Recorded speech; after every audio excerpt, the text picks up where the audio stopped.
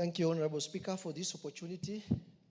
From the onset, I'll thank the committee for the bill, the Equalization Fund Administration Bill 2023, which is a bill for an act of Parliament to provide for the for management of the Equalization Fund, established advisory board, and for connected purposes.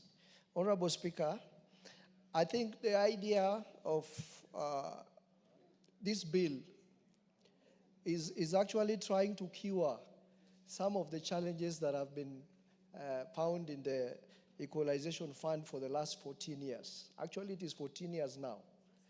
And the reason why the Equalization Fund has not functioned is because of some of these provisions that we find in this bill that are being introduced, which were absent. For example, the advisory board is supposed to advise and recommend to the CS on distribution of resources for provision of basic services to marginalized areas under Article 204. The advisory board is also supposed to appraise and evaluate projects, which was lacking in the previous years. The advisory board is also supposed to make recommendations on priority areas requiring financing, which was also lacking in the previous years. And also the advisory board is also supposed to establish a framework for collaboration between the two levels of government, while at the same time try to oversee the implementation of the project in as far as it relates to the constitutional provisions. One of the problems of the Equalization Fund so far is the fact that the Article 204 of the Constitution has not been implemented fully as required. And I don't want to belabor on the background to why the drafters of the Constitution thought about Equalization Fund, because, Honorable Speaker, in your wisdom and experience, you have elucidated very clearly about the background from the colonial period to the successive Kenyan governments up to 2010 when we enacted the new Constitution that gave us the provision 204 on Equalization Fund.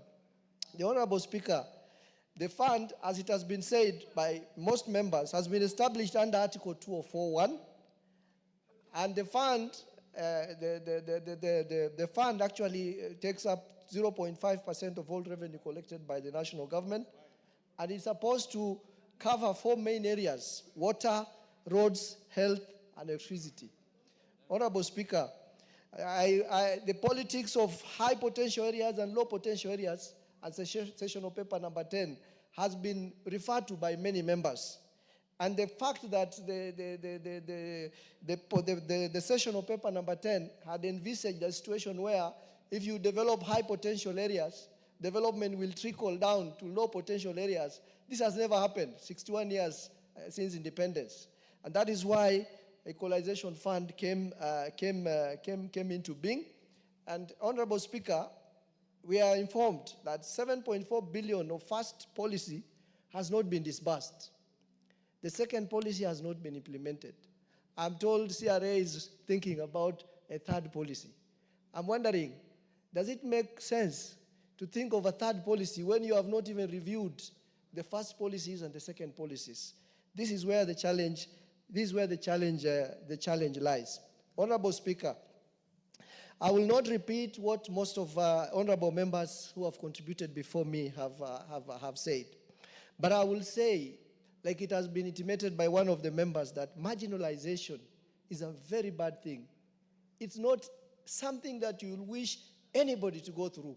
Not any Kenyan should be subjected to any form of marginalization in whatever manifestation it shows itself. So when we're talking about Equalization Fund and the 14 counties that were defined actually by the drafters of the Constitution, and by the way, Article 260 of the Constitution also defines which are these marginalized areas and who are these marginalized communities. So it's very clear.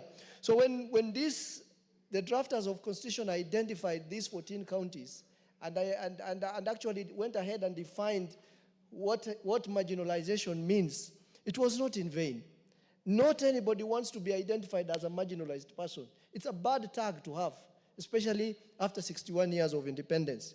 And therefore, it is my wish that through this bill, and when it comes to the third reading, we carry out all the necessary amendments to make sure this equalization fund comes closer to the original thinking of the drafters of the Constitution. And if there is any recommendations that you can make in terms of how to improve it, I think I'll be one of the people who will move a motion, who will have amendments, especially on the question of the proposal of how it is supposed to be implemented. You know, the Constitution says the fund can be implemented either directly or indirectly through the counties. And because there is this tug of war between the counties and the national government or other stakeholders, I think we can propose. I agree with the proposal that was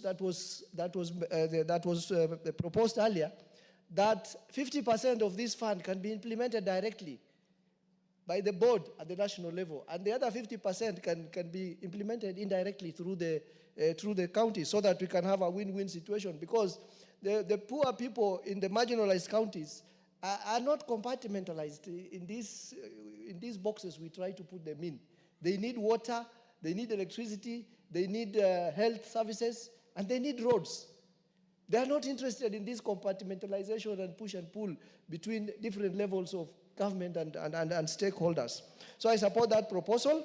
And on the question of the sunset... yes, the Honorable MP for Molo Kimani is on a point of order.